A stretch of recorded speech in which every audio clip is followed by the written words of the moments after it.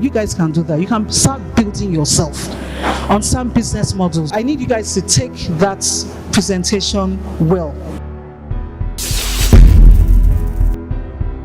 But you're young, because before you know, you're 18, 19, 20, 21.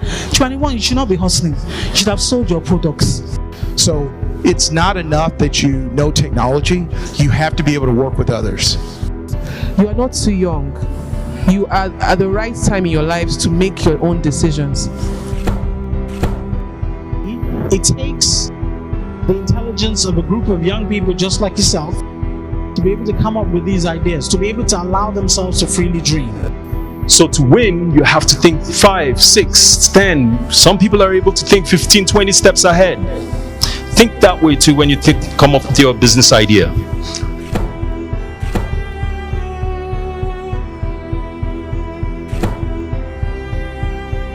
For example, in Nigeria, only 2% of Nigerians have access to health insurance. That's a good problem to solve. You are here solving the problems that the aged workforce in other continents are unable to address.